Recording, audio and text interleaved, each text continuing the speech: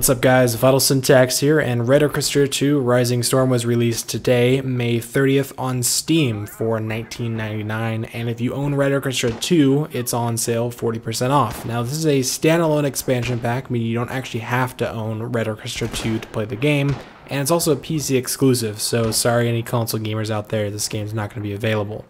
Now, I've been playing this game for about 2 weeks now, because it's been in the beta for 2 weeks, and I've had a ton of fun with this game, and honestly I can say it's one of the most enjoyable first-person shooters that I've played in a while. But I will say when I first started playing the game, it was incredibly frustrating, and I didn't have nearly as much enjoyment as I do now.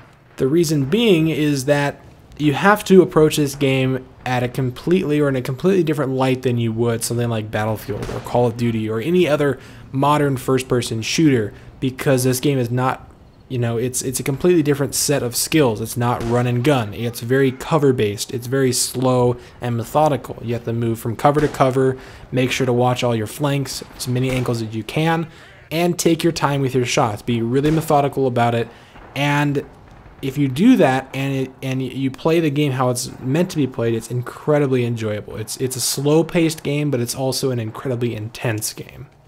So in this video, I was hoping that I could go over some of the basics of the game and try to explain what it's all about, but also give you guys some tips on how you guys can increase your enjoyment and kind of how to play the game properly. That way, if you're coming from Battlefield, for example, because I know a lot of my YouTube viewers are from Battlefield, that way you can kind of learn how to play the game properly and hopefully enjoy it quite a bit more.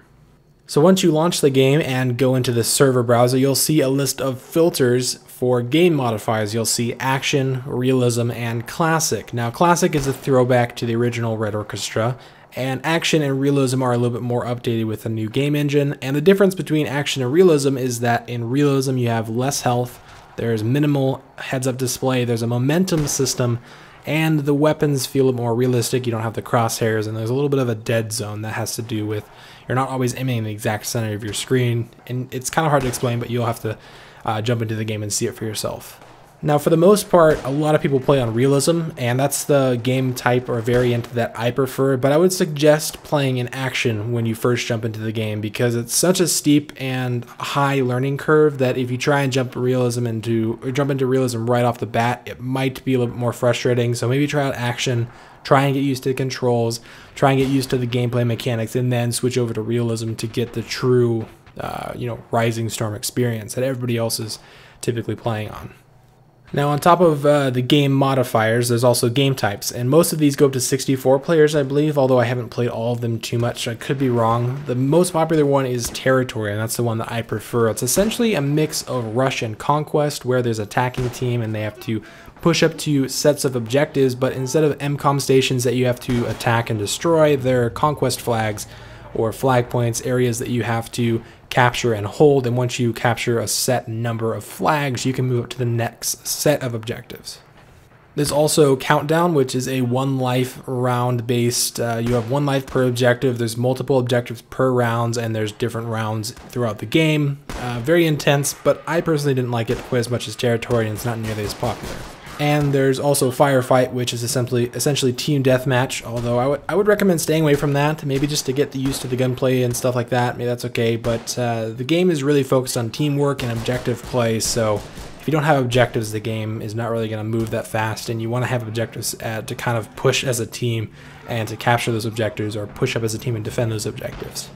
Now, just some general tips and maybe some things that you want to rebind on the keyboard is that by default, the bandage key and the cover key are control. And sometimes you'll be trying to bandage your wounds and you'll be next to a piece of cover and you'll attach to that cover and you won't be able to bandage. So I would recommend rebinding those keys in the keyboard settings so that you maybe have bandages 3 on your keyboard, which is what I use because that's the med pack in Battlefield 3, and then set cover to something else so that you can use those 2 actions separately.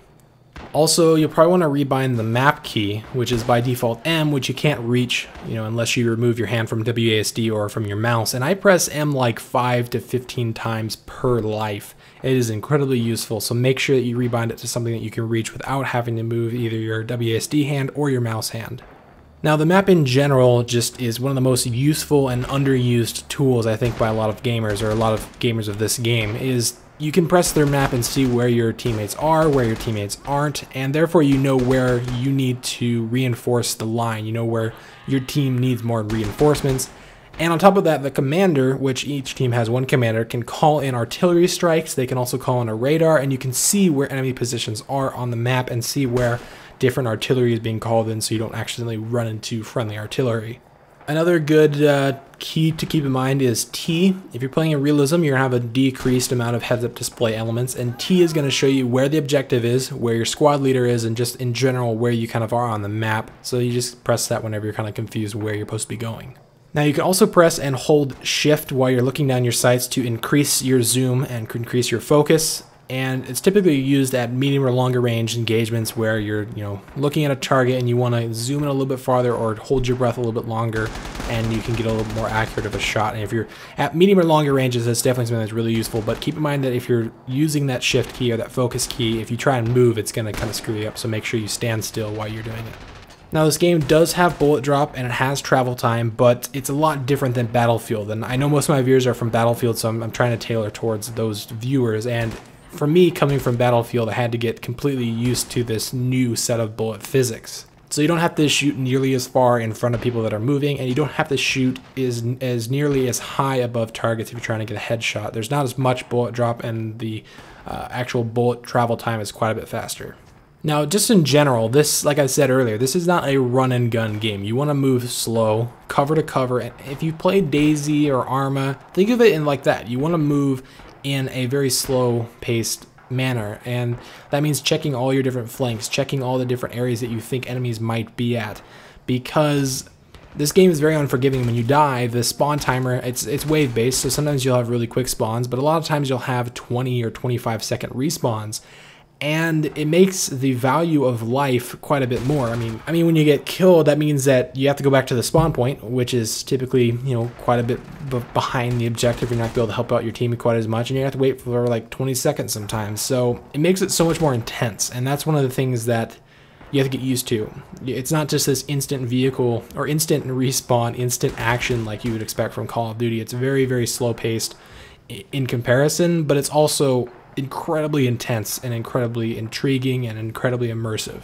Now, the last thing I wanted to touch on was give you guys an overview of the classes that are available in the game. Once you join a server and choose a side, whether that's Axis or Allies, you'll have different classes available. Things like the Riflemen, which have the bolt action rifles or the M1 Garand, the Automatic Rifleman, which has the BAR, the Machine Gunner, which has the light machine guns, which, keep in mind, you have to be either prone or at a piece of an object or cover or something to deploy your bipod to actually look down your sights, or else you're just hip firing, and that's going to be incredibly inaccurate.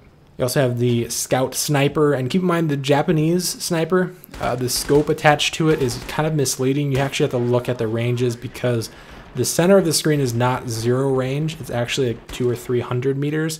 So you have to kind of shoot at people's feet a lot of the times, or shoot kind of below where you normally be shooting at. Just keep that in mind if you're using the Japanese sniper.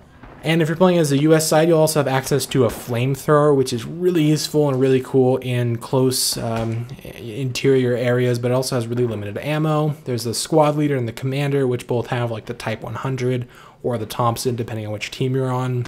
And the squad leader is the player that teammates can spawn on. So you typically have 4 squads per team, and you can't spawn on anybody else. Well, there's some exceptions like the machine gunners, but you can only spawn on the squad leaders. So if you're a squad leader, you especially want to play really, really defensively, because if you get killed, your entire squad has to go back to the beginning of that objective, and you can have really, really big squads, and that can really, really screw up the reinforcements and your team trying to push towards an objective. And finally, but not least, there is the commander role, which can call in artillery onto certain spots. He can call in a radar to help provide, teammates with awareness of where the enemies are. But in general, those are just some of the classes that are available in the game, and I guess some suggestions on how you can use them. But overall, I hope that this video can help people that are maybe coming from Battlefield, Call of Duty, other first-person shooters that have a different set of skills. And hopefully you guys can just recognize that you can't come into this game and play it the same way. You have to play it in a different mindset. And if you do, it can be one of the most rewarding and enjoyable games, at least in my experience. But Anyway, that wraps up this video. Let me know in the comments down below because I am genuinely curious if you guys want to see more videos on this game. It is a PC exclusive, and I know there's a lot of console gamers that watch my videos, so I don't want to upload videos that people don't want to watch. But yeah, let me know in the comments down below or by giving the video a thumb up or down, and I'll see you guys in the next video. Thanks for watching.